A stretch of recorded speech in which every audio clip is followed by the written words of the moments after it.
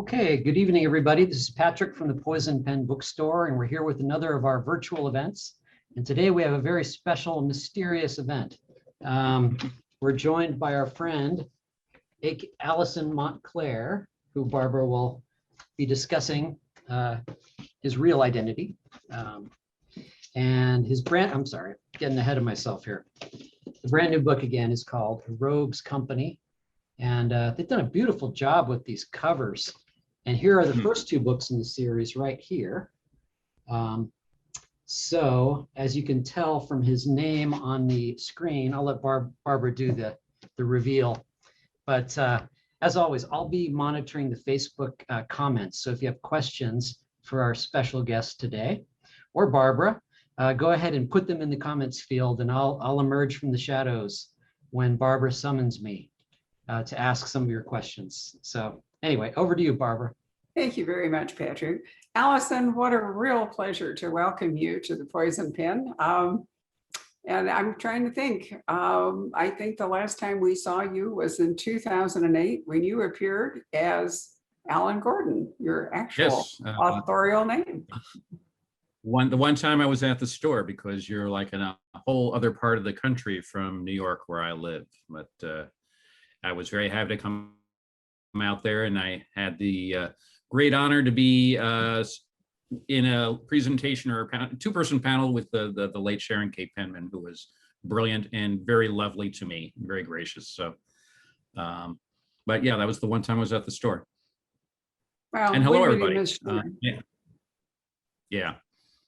Sharon did write a few medieval mysteries set at the time of Henry II and his wife Eleanor of Aquitaine.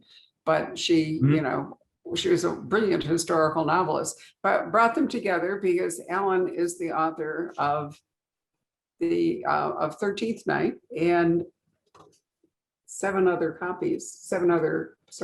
books about Fess the Fool. It was wonderful medieval mysteries. This is the second one called Jester Leaps In, which he autographed for me, which I really treasure. And from that, Alan, having read those and now reading your Allison Montclair series, which is 3 books, as Patrick pointed out, The Right Sort of Man, A Royal Affair, and Rogues Company, that there are certainly things that carry over from your earlier books into these books. Yeah, one of the most obvious ones is that you obviously really like writing historicals, even though you've leapt from, what is it, the 13th century beginning early 13th, to post-World War II London, but immediately post-War II London. And that's an interesting time, I think, you know, because Britain has survived. We've won the war. Americans are probably still thick on the ground and the whole bit. And people are trying to figure out their lives after the war, which is a subject that is maybe not as often written about as heroism and so forth during the war. So why did you pick 1946 for a Rogues Company, and what drew you into that? Well, for all 3 of the books, it was, a lot of it was the recovery. And, you know, and the other thing was dealing with the characters.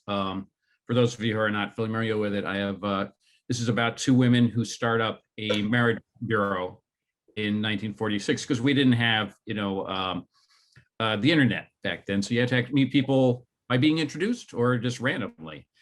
And there was a lot of changeover in the societal structures of how Britain would meet people, because everybody had been thrown together by the war. And you know, people in the army, in the armed services, both men and women, would find themselves mingling with people they never would have before the war, because England was very class conscious. And it was class conscious afterwards, but the barriers were breaking down.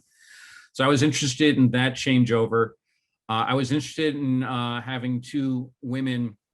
You read a lot about books involving men returning from the war who are returning with their traumas, but you rarely read about the women. And especially when you look at people in England who survived the Blitz, you know, they were not that far from the war, as opposed to those of us who were here in the States during that point. We were sending people over, but we were not directly impacted as much. In England, they were bombarded. They were always under the threat of a potential invasion, and they survived all of that. They lost a huge number of people, but they had, the full effort. And there were women who had their sufferings too. You think of people who've gone over, not just, gone over as spies, there are many of them, but just going over to all over the world in all sorts of support structures. And they were dying too. They were giving their lives for their country. I would read stories about transport ships that were sunk. You think about all the troops, and there'd be like 500 female radio operators who were going over to the Pacific. So I became interested in that part of it, and just into women who are trying to do their part in helping rebuild British society, and in the course of it are recovering themselves as well. Each has had their own trauma. And I'm making it sound very dark. It's not, because there's a lot of humor to it. But that was sort of what interested me in the characters. I had met my editor at St. Martin's, and he is the one who had actually discovered that there was actually a real life marriage bureau run by two women in London, but they started before the war, and he thought that it might be an interesting milieu for me to work with. And I thought, yeah, but I want to work with after the war. And I want to work with recovery. I want to work with societal change. I want to work with the Cold War starting up. I want to work with television happening, because television was already a thing in London. They stopped it right when the war started. They actually had television in like the late 30s. And the last thing they showed before they shut it down, because they didn't want the signals to attract German bombers, was a Walt Disney cartoon. And the first thing they showed when they started up again was that same cartoon, just to show them, yeah, we're going to keep going. So all these things happened. It is a fascinating period. And, it's different than after World War I, the ratio of men to women was so thrown out of balance. There was, as we know, kind of a whole lost generation of women who were never going to find partners because there just weren't enough men to go around. And obviously there were terrible losses in the Second World War, but it wasn't as devastating, I think, in terms, I'm just saying that, I don't know for sure, but I don't feel that there was that terrible shortage of young men that was the case after the First World War. And, you're right, people had been oftentimes dislocated, they'd been evacuated, or they'd been sent to places far from wherever their home village or town was, to do jobs and so forth. So, it was very hard for people to meet. I mean, we live in a city where there's an enormous number of incomers, and it's hard for them to meet. And one of the things I discovered, keeping up the mystery line, is that private investigators have found a job in vetting people, because when you're all new in a new place, there's none of that family history, the neighbors, the whole bit, where you knew who somebody was, because people could just reinvent themselves and say whatever they wanted. And so that would be, in a way, kind of what the right sort of marriage bureau would be doing, in part, wouldn't it be, to not just match people, but also to authenticate people. This is sure. These people are who they say they are. Yeah, and that's part of the two of them. One is Iris Sparks, whose wartime experience was in military intelligence. And so she's got, as she puts it, both friends in high and low places. So she's familiar with people who were spies, but she's also familiar with people who were in the underworld who came to work for the war effort. So she knows forgers, she knows gangsters, she knows people on the East End who are not the sort of people the aristocrats will be hanging out with. And so she's good at the digging. She's a researcher, she's a scholar, she's been to Cambridge. So she's brings that aspect of herself. And then you have the other person is Gwen Bainbridge, who is from the aristocracy, who was married into a wealthy family and whose husband was lost during the war. But she has the social connections, and she has that aspect of the world. And they both bring different elements into what they do. They don't go into it thinking, oh, we're going to solve mysteries. They think we're going to find ways of bringing people together and match them up. But then, of course, this being mysteries, things happen.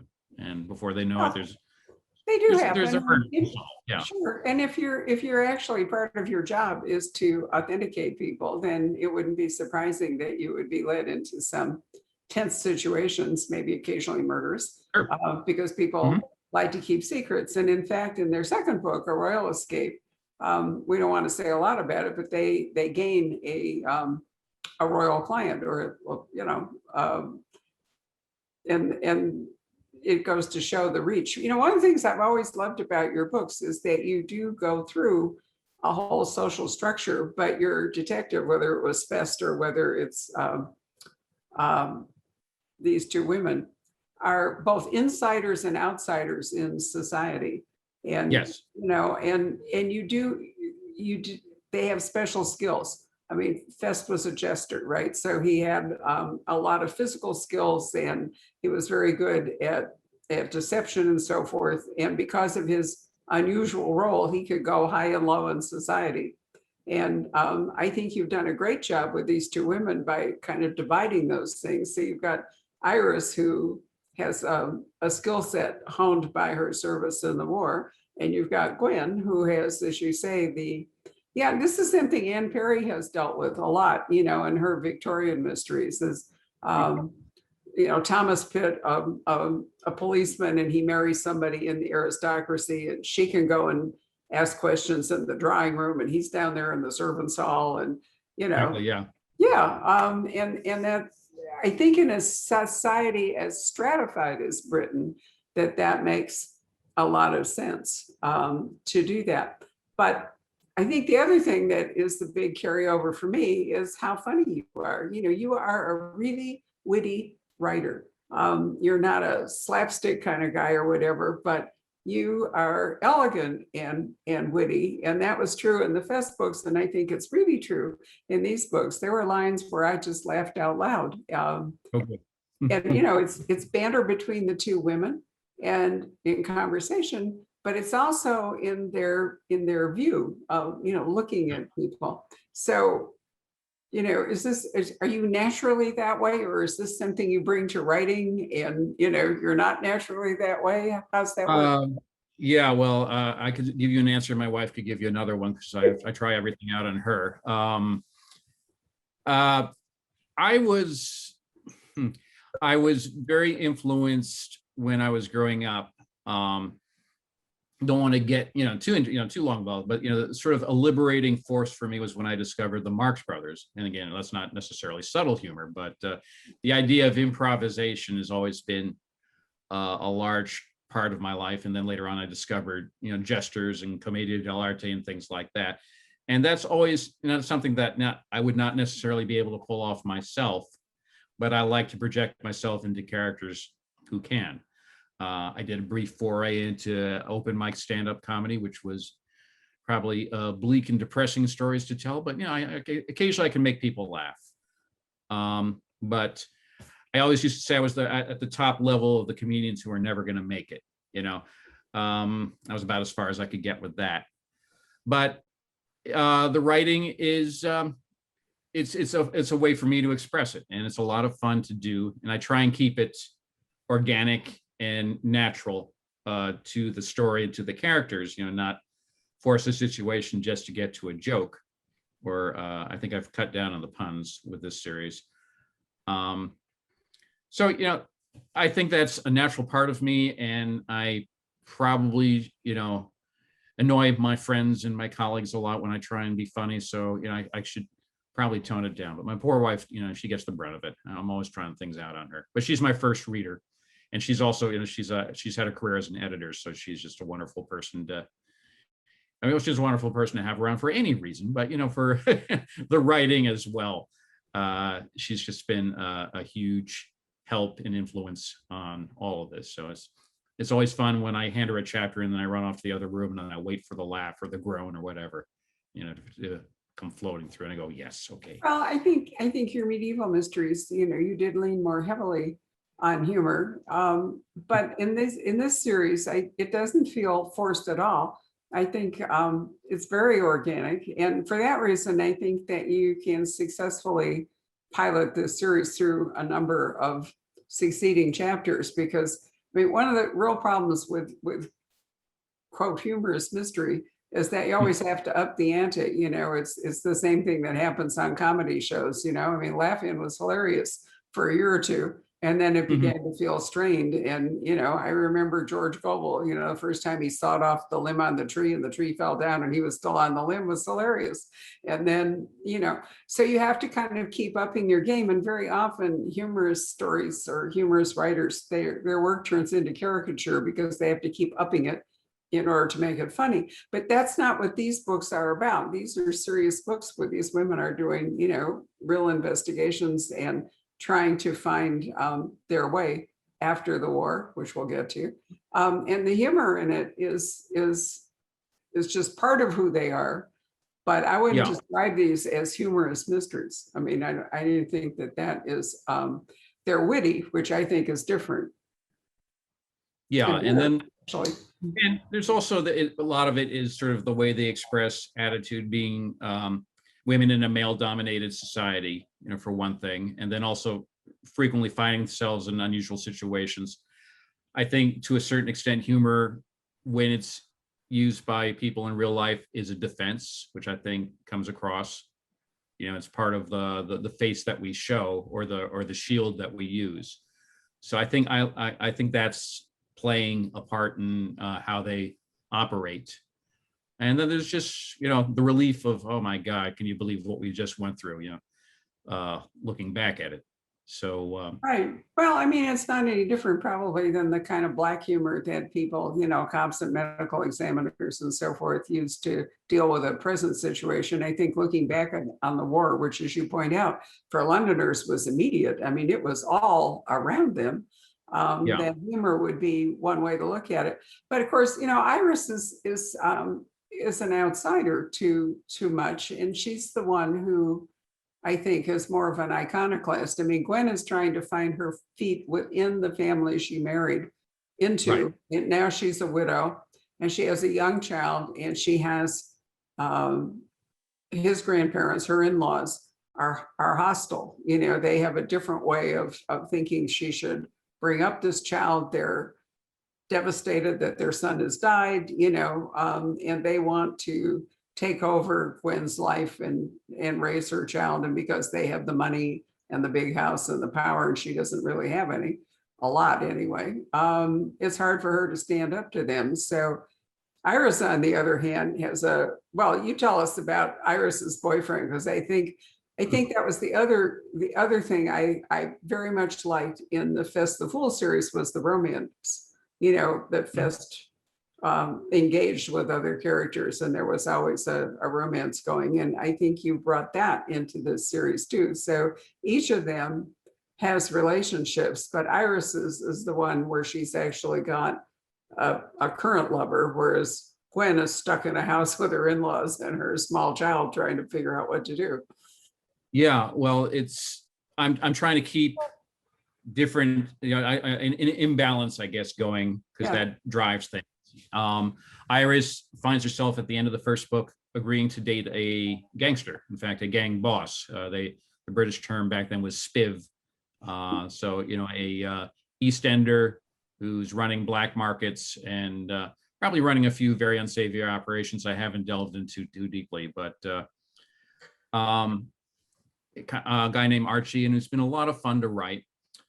And of course, the idea of Iris, you know, it's not just slumming, you know, because that could be a condescending of it, but there's an actual connection they find between them. I think both being outsiders, Mhm. and it's a relationship. I've become fonder of Archie than I expected as the series has gone on, which I always like, because that when characters surprise me, that means they're developing in ways I didn't expect, and I'm hoping they'll surprise the readers. So I don't know where that relationship's going to go. I finished the fourth book already, Oh, good. and you know, so you know, things I don't want to get into too much, but things are tenuous. You know, they've already talked about the fact that they're not the sort of people who can just settle down to a house and a picket fence and raise a family, but what do they do in the meantime? And that's an interesting tension to play with. Iris, you know, is somebody who's never been married, as opposed to Gwen, but she's also probably unquestionably more adventurous in her relationships than Gwen ever has been. and which makes her actually probably unusual for the time, but not anachronistic either. So it's Gwen, on the other hand, is suddenly into the real world. She's been sheltered her entire life, and she still doesn't know who she is.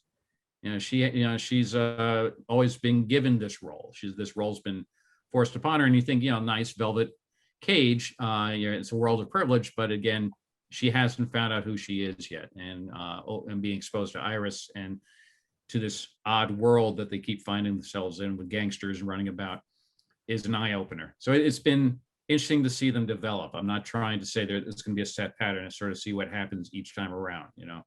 So I don't know in the long run where they're going to end up any more than anybody else does. I'm just waiting to see what happens. But that's one of the fascinating things about reading it, is that, you've got, instead of two teenagers, wondering how they're going to grow up and turn out, you've got two women, and what are they, in their late 20s, something like that, who survived a number of terrible things. But because of the war, they're having to reinvent themselves. I mean, that was dealt with very interestingly in the TV series Bletchley, where you had the women, a group of women who'd been working at Bletchley Park and, had taken the secrecy oath and had been contributing to the war and the whole bit. And then the war is over and they're expected to fall back into pure domestic life. They're not allowed to talk about the work that they did. And they're trying very hard in the TV drama they're working on an investigation because something bad has happened, but they're also trying to find their feet in, having gone from part of a really important war machine back to complete domestic life.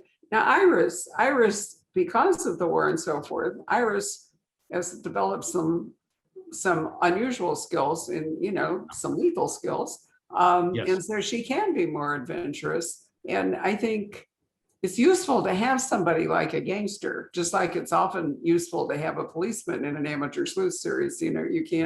Amateur sleuths don't have any power of arrest. So Right. At some point, they have to bring the constabulary into play. But I love the idea that, they can also call upon a gangster, because there are other kinds of justices that, can be wrought by somebody like him, as compared to, the local detective inspector or whatever. Yeah, if they need to have somebody sort of kept on ice rather than turning them over to the police, Archie is very useful in that respect. But I also didn't want to have him being someone who would then come to the rescue. So I'm trying not to have any damsels in distress and male rescuers here. That would defeat the purpose of the books, I think. I think Gwen and Iris, they literally rescue each other, but just their friendship, in the developing friendship between them and what they learn from each other is also, they're helping themselves recover and learning from each other. And sometimes sometimes there's tensions between them, there's resentments, and any friendship, you have the part that's wonderful and you have the parts that are, him again, kind of her again, whatever, I'm trying to keep it on a very human level. I think one thing I realized when I started writing the first one, that I wasn't really writing mysteries so much as I was writing about a developing friendship between two women, in which dead bodies occasionally fell into their paths, despite their, they don't want that. Well, it'd probably be a good idea if you tell us how they met, because what is the basis of their friendship? Well, they met at a wedding of a mutual acquaintance, and this is would have been early 46 or late 45. The war is over and people are starting to get back together again, and they both had a part in the wedding, in terms of Gwen was the one who saw that this particular couple might make a match, and Iris had been asked to informally vet the groom by the bride's family and make sure that there were no skeletons or that rumors they heard. Wow. And so they meet each other at the wedding, and they find out that they had each contributed to this, but also that Iris remembered Gwen from her own wedding, from Gwen's wedding, because Iris had been as a date of a distant cousin of Gwen's. And they find that they have this sort of interesting complementary part in this, and they meet for lunch, and before they know it, they're thinking we should do this on a regular basis, between this combination of good matching and good vetting. And that's how they have the idea for starting it up. And it's, of course, the trouble is starting up any new business, especially when you're women in this particular period, is getting anyone to invest in it.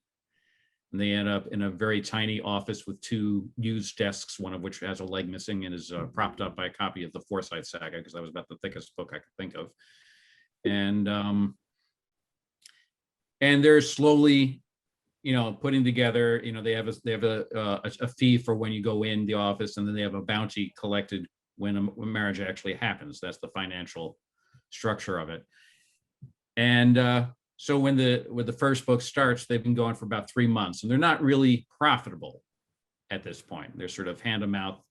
Every now and then, the new £5 comes in for a new client, and they put, each take 1 and then put 3 in the kitty, and they're trying to live off this. Well, Gwen doesn't need to worry about it because she's already rich, but she doesn't have control over any of her assets. So, and the first book starts when a woman comes in as a prospective customer, and they fix her up with another prospective guy who they think is going to work. And all of a sudden, turns out the first woman gets killed, and the guy they set her up with is the main suspect, which is disastrous because it's going to shoot down their, nascent enterprise. And so that's how they're forced into the first investigation, because the police think they got the right guy, and they're thinking, no, we know this guy. We vetted this guy. He's not a murderer.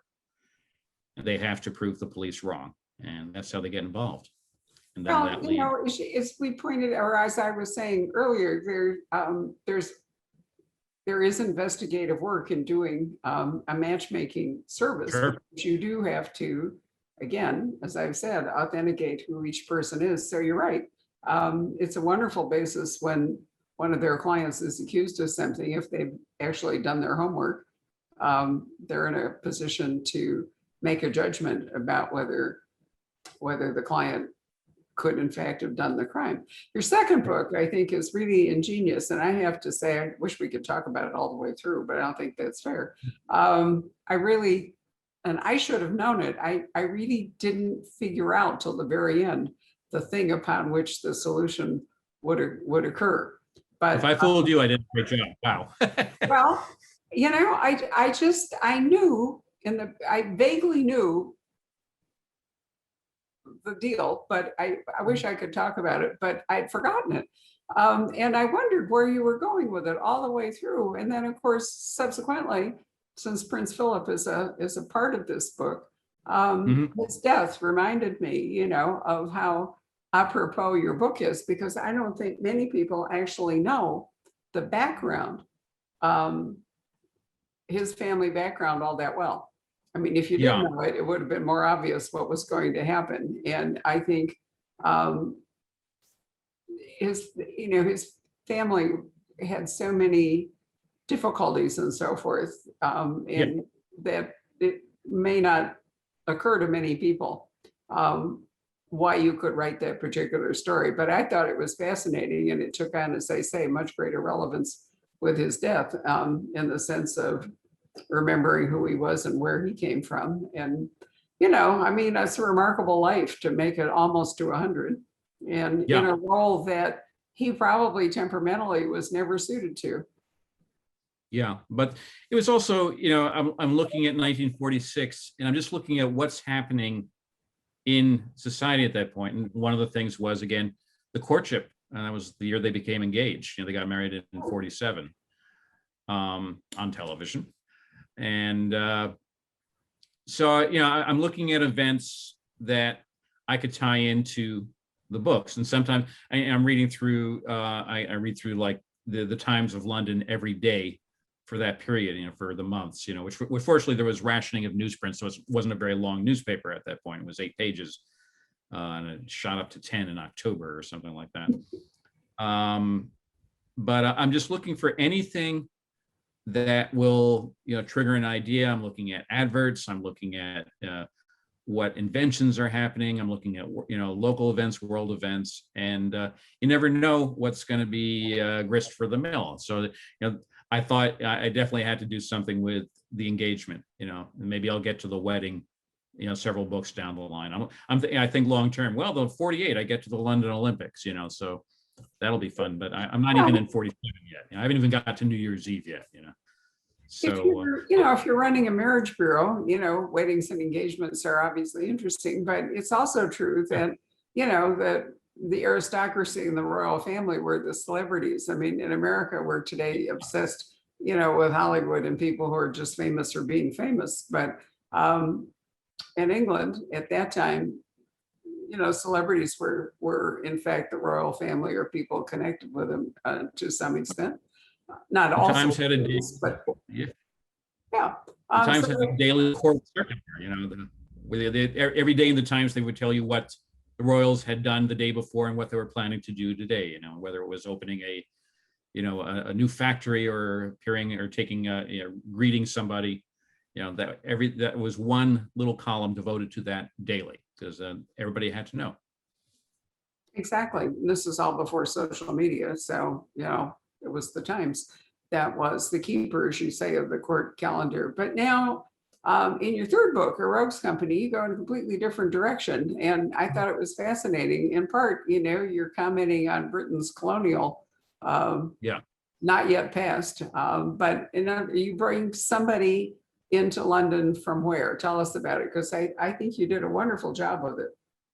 Oh, thanks. I mean, when you're dealing with the aristocracy, you're dealing with almost the definition of white privilege, because England's wealth depended on colonialism as much as anything. And I'm not trying to beat it too heavily, but the family that Gwen is in is there because they've exploited resources in Africa, among other places. They're munitions people, they're copper people, they have plantations. So there's an enormous amount of wealth. And in the opening of the book, takes place in what it was then called Lake Nyasa in Nyasaland, which is now Malawi. But it starts off with a steamship accident, which was an actual one I found in the papers. Again, little tiny thing you find in the paper. Oh, how do I use that? And somebody dies amongst the many hundreds who parachutes of significance. We don't know yet why. And then in the very next chapter, we find out that the Bainbridge household is being observed by a man posing as a gardener who is also from Nyasaland. And he will then come to the Right Sort Marriage Bureau, as it's called, and enroll as a client, except something about what he does will start getting Gwen suspicious. And that's sort of where things begin. But we don't know how all this is going to tie together. And eventually it does. Oh, it does. Yeah. No, it does. It does really well. But I mean, I like the fact that you moved from, exalted royal circles and, now we're talking with a gentleman from Africa and his concerns, but also Gwen is being forced in this book to have to negotiate more with her in-laws because her father-in-law, who's been absent, is back and he wants to send her 6-year-old son off to public, which we would call private, off to public school. And she doesn't want that to happen. And because her money is tied up, as you say, she has assets, but she doesn't have any control over them. And she lives in their house. How is she going to navigate that? Is she going to assert herself? Her mother-in-law has not been kind to her. Her father-in-law is a bully. And yet, they're really grieving for the loss of their son. And they clearly want their grandson, who's going to be their heir, such as it is. They want him to be okay, but she has different ideas than they do. So you've got a whole wonderful scenario there and a ton of tension built into it. But you said that Gwen doesn't know who she is. So this is a book, it seems to me, where Gwen is having to learn, or is at least starting out to learn who she is. Yeah, and that's in part because of Iris's influence and help. She knows that Iris, among other things, can handle herself in a fight. She's had martial arts training in the military. And the first time we see Gwen in the book, she's going for her first martial arts lesson, her first self-defense lessons. Not that she's going to immediately become, a full black belt or anything like that, but it's going to allow her to start thinking more in terms of asserting herself. And that's, again, an interesting path for her to take. And it's fun to work with. You know, it allows you, you know, you're talking about, I don't do too much slapstick. I do a little bit there, I think, you know, because anytime somebody's learning how to do something physical for the first time, there's going to, well, God knows I would be hilarious to watch if I ever tried to do anything like that. Which is why I'm a writer, not a, you know, a fighter, I guess. So it's part of her development in her own self. You know, she's not thinking of it in terms like, I need to know this so I can then confront my father-in-law, but it does start to allow her some of the mental tools that she needs. And she doesn't know how smart she is. She's a very smart woman. She's uneducated. She hasn't gone to university. She did this sort of normal aristocratic Swiss finishing school. You know, not women were not going into university at the same rates that they are now. In fact, Iris, who was Cambridge educated, Cambridge was still not allowing women to have a degree. Oxford was, but the Cambridge women were given something called I think it was called the Bachelor of Arts title. And Cambridge was quite clear to saying, that's not a degree. You've done all the same work, but that's not a degree, because that's what the men get, you know. So Gwen's not had that. That's one of the things that she's envious of Iris, having had the education that Gwen hasn't. And Iris is a little envious of Gwen's wealth and, you know, ease of entry into the society. But Gwen's starting to learn some of what Iris knows, and vice versa. And that's, She again, is. I mean, I like the fact that she's, you know, learning some defense tactics, or just making her body stronger and her mind stronger. But the other thing is too, that if the Right Sort Marriage Bureau is successful, Gwen will then have access to money that she controls. It's not, you know, the Bainbridge family money, but it will be her own. And that gives her, again, a certain independence and an ability to, I mean, one of the reasons she hasn't been able to do much is she doesn't have any resources. With no income and no home and no skill set, you know, that's employable. She's pretty much stuck, you know, with her son inside the household. But now she's got two different exit lines. She's got an ability to earn income. She's learning to stand up for herself. She's making friends outside the family. But the other thing, and we, again, can't talk about it in any detail, is that unsurprisingly, in a family that's wealthy and old, there are secrets. Ooh. Yeah. So, you know, part of what may happen, well, I read the book, so I know what happens, but anyway, part of what can happen in a rogue's company is that Gwen is able to find out a certain amount about the family she's living with that they would prefer not to be public, or that will change their own roles. And so that's an important part of the book too. So I really, you know, I love that whole development. Iris over here, on the other hand, is having to ask herself a lot of questions about, you know, who she is and what she wants to do, and whether she really wants to continue her relationship with the gangster and the whole bit. So it's a real growth. I think a royal affair was so focused on the investigation and the people, you know, that was the main part of the book. And in a rogue's company, while there's the mystery and the man from Africa and so forth, I think your focus is more on these two women and their, you know, they're a growth spurt, let's say, they are having. What about the fourth book? Can you tell us whether, is all of that coming into play? I mean, you don't want to give much away, but it's to continue. Part of, and I don't want to give too much of, you know, away about Gwen, but part of what she's going to do is going to involve a certain amount of litigation, and that's a thing that's, you know, against the family, and to, you know, gain her own independence. So that's sort of looming.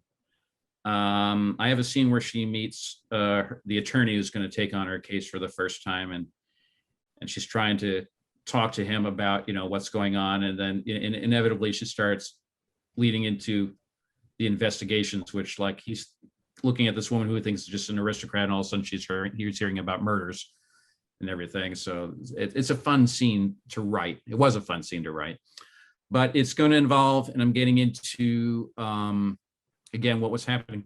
Oh, let me backtrack. I had a moment I was shooting for when I started to write the fourth book, which I was setting up in the second book, which was the premiere of a play, An Inspector Calls by J.B. Priestley, which was in October of 46. And I'd seen the play. I love the play. I saw a video version.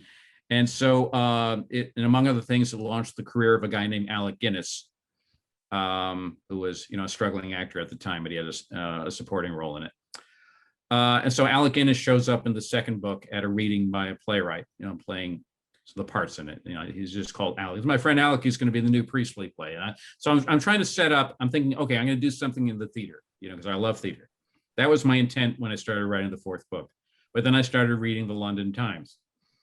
And what was happening quite a bit in London, or in England at the point, was after post-war, one of the things was that there was a tremendous number of Polish refugees from the war, many of whom fought both in an independent Polish army under General Anders, and many who fought with the RAF.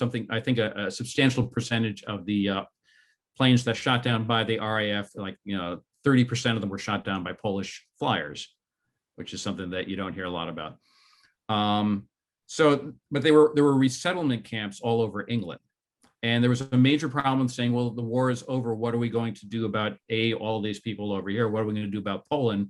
Because Stalin had just carved off about a third of the country, and the Allies were all in negotiations over what the Polish borders were going to be, what's going to happen to the Poles who were living in Germany, what were happening to the Germans who were living in Poland. This was all happening at this point.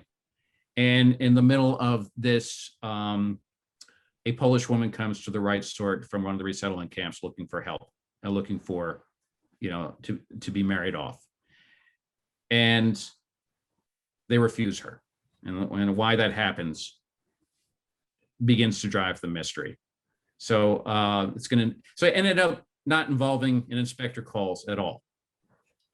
Except at the end, they have tickets for it and they end up going to see the show, but that's not what that's not what the book is about. So it went a completely different direction from where I anticipated when I started doing the research. And I thought, oh, this is all happening. I got to do this. Oh, I got to do this. I got to do this. And I was very happy with how it turned out. So that'll be out in June of next year.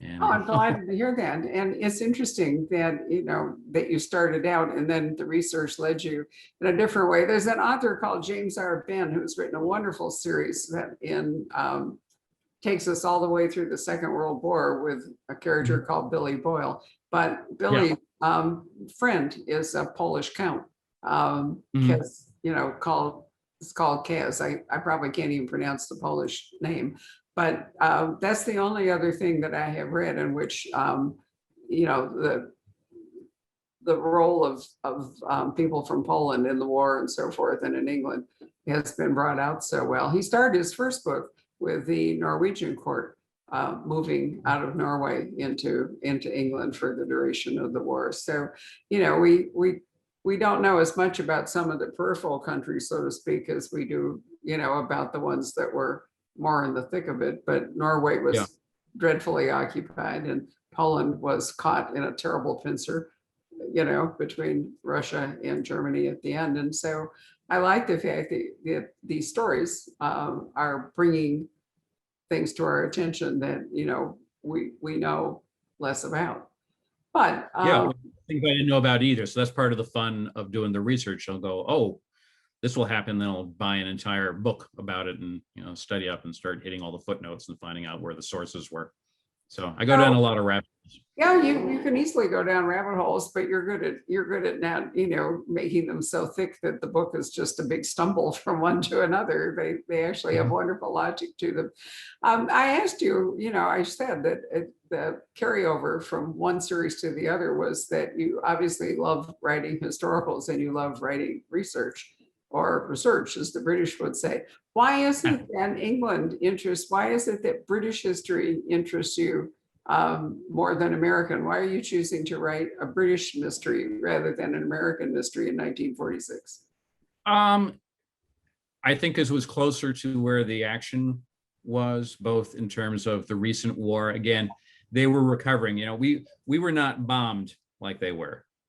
We were not under threat of imminent invasion, where we were the only, we had an entire oceans, on both sides of our country, between us and the war. So yes, we were hit by, Pearl Harbor, obviously, but that was out in the middle of the Pacific.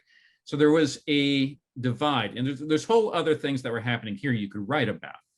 But I liked the immediacy of it and the aftermath of it, and that the fact that the damage wasn't just the returning soldiers, it was everybody. It was the whole society. The London was still, the palace was bombed 9 times during the war. The St. Paul's Cathedral, the museums, but in the neighborhoods, you can live in an ordinary working class neighborhood, but there might be a factory nearby, and that meant the Germans were hitting you if you lived in Croydon or wherever where the airfield was, or something like that.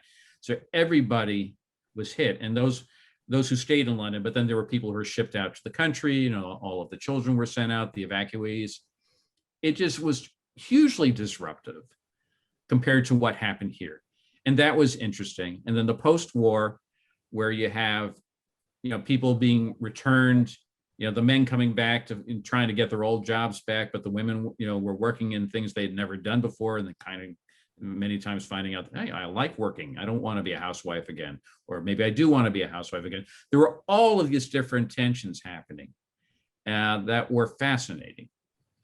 So I think that's what drew me to it. And then another part is, any writing for me, just for reading mysteries, it's escapism. I'm getting into another world. I'm leaving. I've been, everybody's living through the pandemic or through whatever. So, I have my day job, and I'm looking at my computer screen for 8 hours a day for the day job, because I've been working remotely. And then I have the writing, and I'm working at the same computer for another couple of hours, a day doing that. The last book I wrote was entirely a pandemic book, which I was in a panic about when I started, because I'm thinking the libraries are closed. How am I going to do this?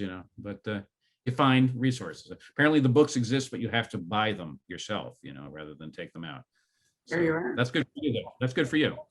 Well, I've always enjoyed the fact that your voice is not only witty, but so it feels so authentic. Obviously, you're not writing, a medieval mystery in Chaucerian English, because then none of us would be able to read it. But it felt appropriate, and certainly, I think in this book you've done a wonderful job with the British voices, the women's voices. And would I hazard a correct guess that your theatrical, training and so forth has allowed you to do that? I didn't, overrank my theatrical training. But I inhabit the characters. With Iris and Gwen, I was telling you, I had that lunch with my editor, and they started talking on the subway ride home. It was that fast, which was, one of the reasons I know, okay, I should be writing this. So, and I had an idea of their backstories already. I had to work on a lot of the details, but the general of it I had. So a lot of the dialogue, when I say it's organic, that's just them talking to each other inside my head, and it can happen spontaneously. That happened with the Jester series too. Towards the end, I remember one time I was writing a section where Festus said something, and his wife snapped him, just went off, and I'm thinking, oh, why did she do that? And I realized that they're having this argument, and I realized, and I thought about it, and so, oh yeah, she absolutely would do that, but she just did it on her own inside my head, and that was okay. This is good. So yeah, I inhabit the characters. I know enough about them that they should react the way they should react, and they should talk the way they should talk. In terms of the voices and the dialogue, there were oral histories that specifically toward, both, people living through the Blitz, but also, women who were specifically going through the war. A wonderful book called Debs at War, Debs short for debutantes. And another book compiled of women oral history by a woman named Anne de Courcy. She wrote a couple of books. The last season, I think, was another, which was about the social world of 1939 as the war was approaching. And then there was a group called the Mass Observation Project, which operated in England, specifically in London, who would go around and interview people about specific aspects of society. And they had a whole, they interviewed hundreds and hundreds of people. And so there was a book about living through the Blitz that was from them. Or I was able to get, during the pandemic, access to their archives for a month. I just wrote the university that has them stored, and it says, "Hi, I'm an American novelist living in New York in his son's old room, trying to write a book. Could I get access to this?" And they said, "Given these circumstances, sure, I'll give you 1 month." And I was frantically reading everything I could there. So that's part of how the research leads to the voices, but a lot of it's just inhabiting them. If I have the character down, they should talk. I remember, and they talk very convincingly. And I have to say that I was, because you were writing pseudonymously up till this moment, as Allison Gordon, I was running through, the British female authors that I knew, trying to work out which one of them had decided to write this series. And I think, obviously, your voice is convincing, or I wouldn't have been doing that exercise, would I? So, good to know. I'm sorry to have been, because like, it's been a strange thing, writing pseudonymously. I'd never done it before, but it's been interesting. It does give you a certain amount of freedom. You don't have to worry about what you sound like. You have to sound like these characters. So it's very much, every author has their own ego invested in what they're doing, because otherwise we wouldn't be doing it. But it's interesting to sort of let go of that and says, okay, I'm just here at the service of the books. These characters have to exist. It doesn't have to be Alan Gordon doing it. It's not about fame, I want to live forever, whatever. Let this happen. So that was liberating. That was an interesting thing to find out. What was the other thing I was going to say about it? I can't even remember at this point. well, I can point out to you, there are a number of very well-known authors who chose to adopt pseudonyms for other kinds of work. Ruth Rendell would be an obvious one, who wrote Barbara Vine. Barbara Mertz, who was a scholar, wrote one set of books as Elizabeth Peters, and a very different kind of book as Barbara Michaels, and a couple of scholarly books under her own name, Barbara Mertz. And it was in part, I think, in fact, I'm sure it was, because the voice and the stories were going to be so different that it confused readers. And it's a question that comes up a lot if somebody starts something new or they come back. In your case, I think your last book was in 2010, so it's been a while. I had a werewolf book in 2017. Which, I missed that one. Okay, well, pretty much everybody did. It's okay. It was a very small press. Right. Again, it started as it came out of a short story that was in an anthology that Tony Kellner and Charlene Harris put together called Wolfsbane and Mistletoe, and I wrote a short story. That. Sure.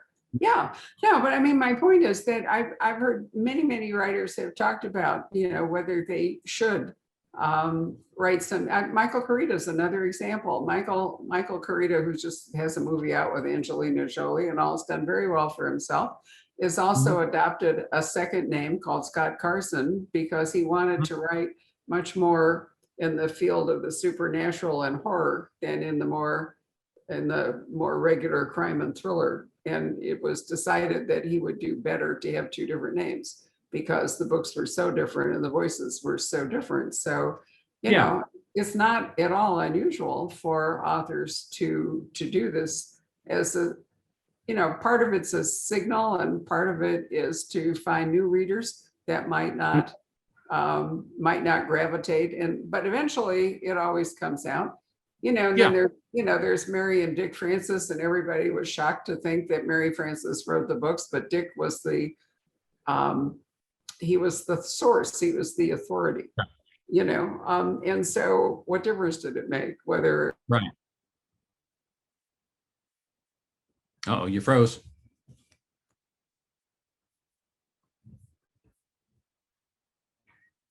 Okay, can people hear me? Because you just froze. There you go. Sorry. That's all right. I can still hear me, but if Good. if I'm gone, then Patrick can take over. You're right. We've had a lot of trouble with an unstable internet connection. So tell you what, Alan, let me call Patrick up and he can take over and ask you any questions that fans might have. And Patrick, Very if well. I'm gone, I'll just be gone. No, I'm here. Yeah, it's just 10 seconds. 10 seconds I'm of here. freezing. Can you hear me okay? I can hear you fine. Oh, great. Yeah, Barbara, you just froze very briefly. Oh, and came okay. back. It wasn't too bad. But it's funny, some of the questions that the people are asking are ones that you've just been talking about. So why choose a pseudonym for this series is one. And of course, when will book number 4 be out?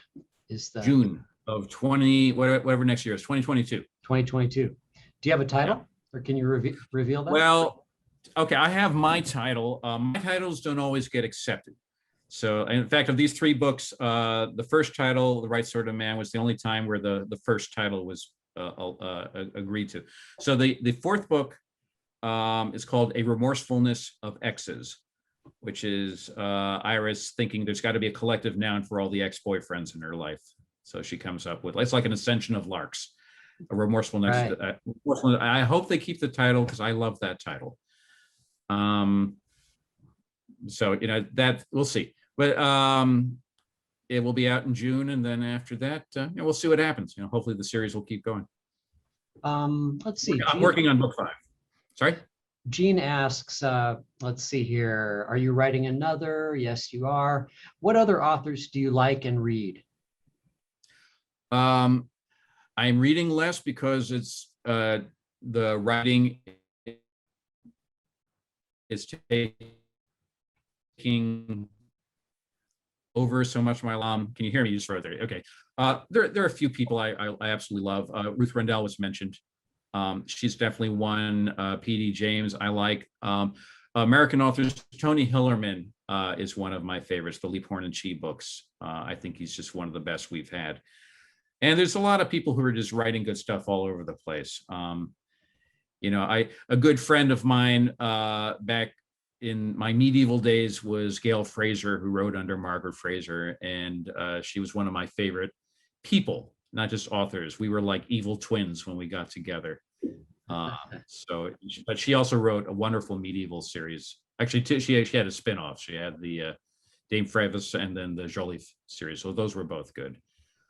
And there's a lot of people. I mean, I and then a lot of non-mystery people too. I could just rattle off the book that's blown me away the most in recent years was The Overstory by Richard Powers, which won the Pulitzer, I think, 2 years ago. Yeah. And that's the sort of book you read. First time I'd read them, and by the end of the book, you're either going to want to become either an eco-terrorist or kill yourself. I mean, it's a brilliant, powerful book. Yeah. So what other questions we got? Let's see. You've actually addressed all of them that I can see here. Just a lot, a number of people saying just how much they really enjoy these books. And there is one here. Margaret says, "Hello, Alan. I've been impatiently waiting for you to reveal your pseudonym. Picked up The Right Sort of Man today, and we'll read to catch up." So just some nice comments like that. I love this series. I've been surprised by each book. Lots of nice comments like that. Nice to hear. Yeah, nice to hear. I don't always hear the comments afterwards. You throw the book out there and you hope for the best, Well, I certainly think it's a wonderful series. If it's possible, since many of you may not know it, I would start with, there are only 3 books, so it's not that hard. I would start with The Right Sort of Man. And then I would read, I absolutely love A Royal Escape. And I would definitely read, A Royal Affair. Definitely read that next. And then I would read A Rogue's Company, because the characters really are such a major part of this and their development. It's not to say if you stumble on A Rogue's Company, you can't go backwards, but I think if you're new to Allison Montclair, then I would definitely start with The Right Sort of Man and progress forward. I am enchanted with them. I think they're witty, they're very cleverly plotted. The research and the history are terrific, and they provide you an escape, but you also get to learn things.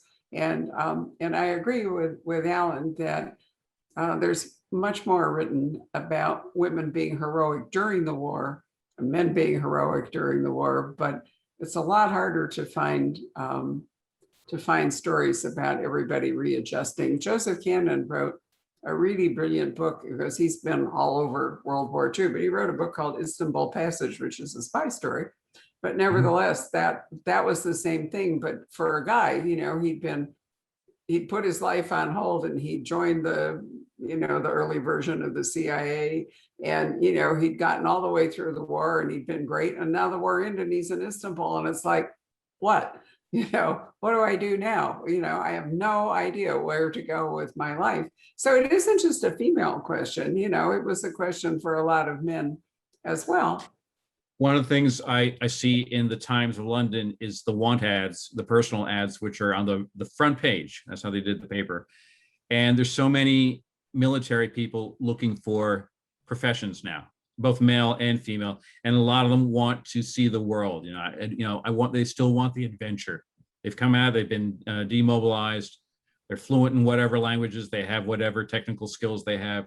They want more adventure. So there's that addiction to it, maybe, or whatever, or their lives are just not going to be as interesting in England, and they would need to see more of the world again.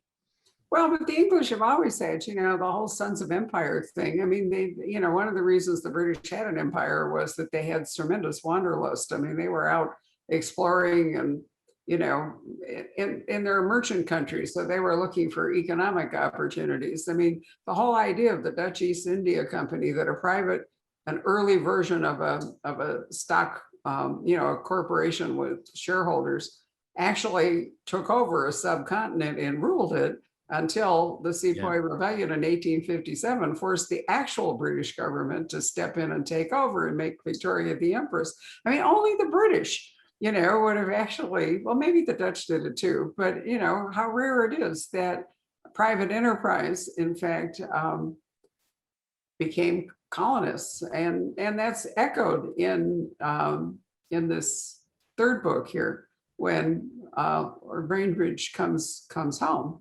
And we see that his wealth is in fact founded in colonial enterprise in Africa. And we talked to Sir Roderick Flood, Patrick and I did, on Tuesday about England's magnificent gardens. And in those slideshows, he pointed to a couple of fabulous British estates and all, but they were built on the profits of slavery.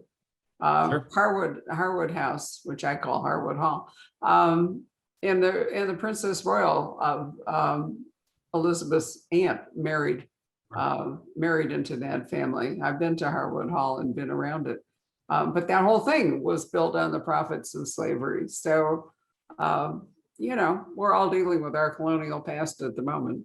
So, absolutely. Yeah. Anyway, it's a brilliant series. So for those of you watching this, I hope you'll spread the word. There'll be a podcast available of our conversation tomorrow. This video will live forever on our Facebook events page, along with other fabulous videos. We obviously have books at the Poison Pen, but you can buy them anywhere. If you have been tempted to read more about Festa the Fool, some of those books are available still in a digital form, aren't they, Alan? Yeah, 6 of the 8 are ebooks, so they can still read those. I always tell people to read them in order because I improve as a writer. So if you read them out of order, I get worse, Well, there is that. There was, back in the 1990s, there was a tremendous amount of medieval mystery fueled by Ellis Peters and by the success of The Name of the Rose, and by the fact that people weren't publishing historical fiction. So people who wrote it left into mystery. So they just had to add a murder or two, and they're all over history anyway, so it wasn't even hard. But we had a huge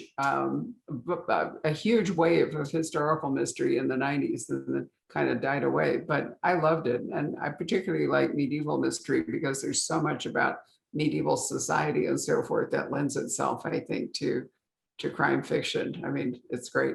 So if you can find these earlier books by Alan, I really recommend them. And I think the new ones are fabulous. So if you're a fan of British mystery and historical fiction, you can't do any better than to read Allison Montclair. So thank you for allowing us to do Allison's first event.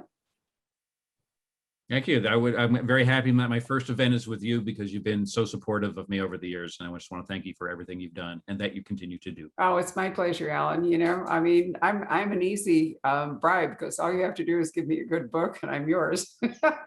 Patrick is the same, you know, I mean, we Thank you, both, Patrick. yeah, we both, you know, we just live for a really good book, don't we, Patrick? Absolutely. You So bet. we have a lot of fun working together to that end.